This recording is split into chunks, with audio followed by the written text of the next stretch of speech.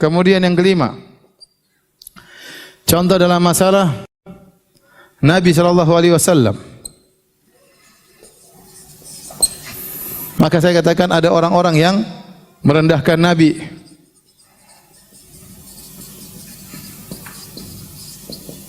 Contoh siapa? Contoh orang-orang apa? Liberal yang menyatakan bahwasanya jangan kalian pakai syariat Muhammad. Syariat Muhammad itu hanyalah berlaku di zaman 1400 tahun yang lalu. Dia hanya menerjemahkan Al-Quran yang sesuai dengan terjemahan di zaman dia. Sekarang zaman sudah berubah. Kita harus beristihad untuk membuat hukum-hukum baru. Ya, ini namanya mengexpiredkan ajaran Rasulullah sallallahu alaihi wasallam. Nabi sallallahu alaihi wasallam adalah seorang rasul. Contoh merendahkan Nabi adalah orang-orang sufi yang ekstrim. Sampai mereka mengatakan tentang masalah perwalian, mereka berkata, fauqa an-nubuwah, maqamun nubuwah fi barzakhin.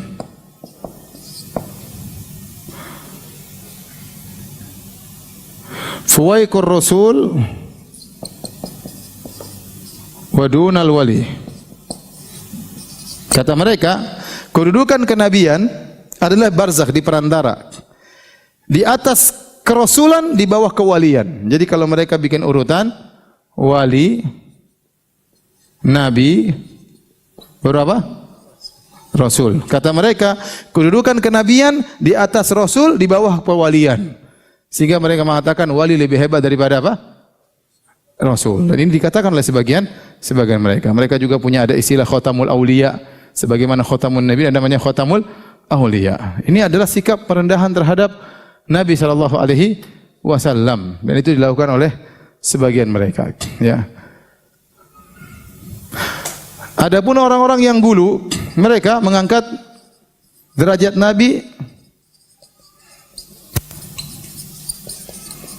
seperti derajat Tuhan.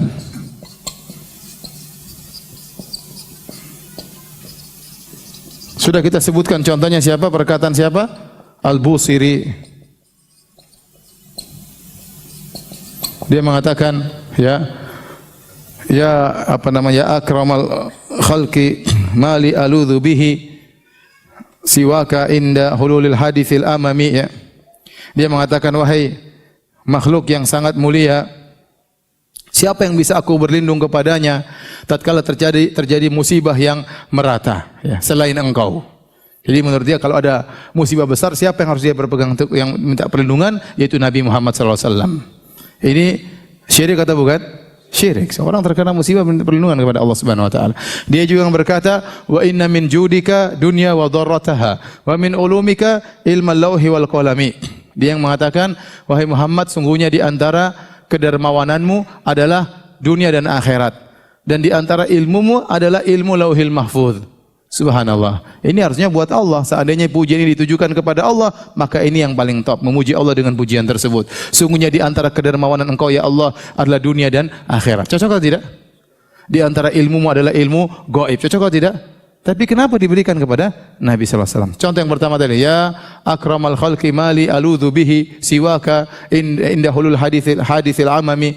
Wahai zat yang termulia, siapa tempat aku berlindung kalau terjadi musibah yang umum menimpa segalanya? Seandainya ditujukan kepada Allah, mulia atau tidak?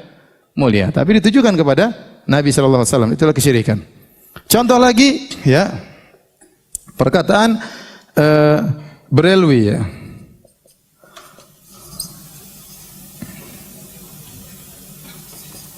Ini enggak ada di Indonesia, tapi kalau di orang-orang India, Pakistan, Bangladesh banyak, sering ada di Madinah. Mereka kerja di Madinah, mereka orang Berelwi. Di antara ciri-ciri mereka, kalau mereka habis sholat biasanya mereka menghadap kuburan Nabi sallallahu alaihi wasallam dengan khusyuk tunduk seperti itu. Orang Berelwiin biasanya, orang-orang Berelwiin.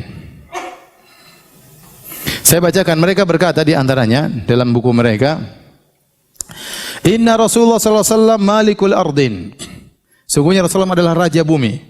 Wa malikun nas. Raja manusia. Wa malikul umam. Dan raja seluruh umat. Wa malikul khalaiq. Dan raja seluruh makhluk. Biyadihi mafatihun nasr wal madad. Di tangannya lah kunci-kunci kemenangan dan pertolongan. Biyadihi mafatihul jannah wan nar. Di tangan Nabi adalah kunci neraka dan kunci surga. Wa huwa alladhi yu'azzu fil akhirah. Ya. Dan seterusnya. Kata dia wa huwa alladhi yakshiful kurub, dialah yang telah menghilangkan segala penderitaan. Wa yadfa'ul bala, dialah yang telah menolak segala bencana. Wa huwa hafizun li ummatihi, dan dia yang telah menjaga umatnya. Nasirun laha, yang menolong umatnya. Ilaihi turfa'ul aidi bil istijda. Apa di sini saya enggak tahu, yaitu minta pertolongan ya. Dengan mengangkat kedua tangannya kita minta pertolongan kepada Nabi sallallahu alaihi wasallam. Gimana Nabi menolong umatnya sementara dalam perang Uhud Nabi apa terluka. Ini berlebihan. Bayangkan Malikin Nas katanya siapa? Nabi sallallahu alaihi wasallam. Kemudian dia juga berkata, "Inna Rasulullah sallallahu alaihi wasallam huwal mubri' minas saqam wal alam." Dialah Rasulullah SAW yang menyembuhkan penyakit. Wal kashif anil ummah, ya, dan dia yang telah menghilangkan penderitaan umat. Ya, dan seterusnya ya. Wan nafi' lil khalq, yang beri manfaat kepada makhluk. War rafi' lil maratib, yang mengangkat derajat-derajat manusia. Wal hafidz wan nasir, dialah yang menjaga, dia yang memberi pertolongan. Subhanallah, ini kalau ditujukan kepada Allah sangat cocok, tapi ditujukan kepada Nabi sallallahu alaihi wasallam. Ya, coba ini semua buat Nabi, terus yang buat Allah yang mana? Yang menyembuhkan Nabi, yang menolong Nabi, yang menjaga Nabi, yang menghilangkan malapetaka adalah Nabi, yang menjaga umat Nabi, raja manusia. Terus Allah yang mana kalau begitu? Hilang semuanya. Sama seperti tadi perkataan Busiri, wa inna min judika dunya wa dharrataha, di antara kedermaan Muhammad dunia dan akhirat. Nah, kalau dunia dan akhirat dari Muhammad, terus yang dari Allah yang mana? Alam barzakh, alam kubur. Dunia dan akhirat dari Nabi Muhammad, selalu dari Allah yang mana? Ini contoh orang-orang yang berlebihan terhadap Rasulullah sallallahu alaihi wasallam sehingga mengangkat derajatnya sampai derajat ketuhanan. Adapun ahlu sunnah, maka Nabi sallallahu alaihi wasallam manusia termulia.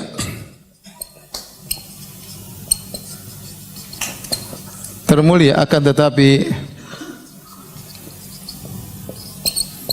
beliau bukanlah apa? Bukanlah Tuhan. Taib.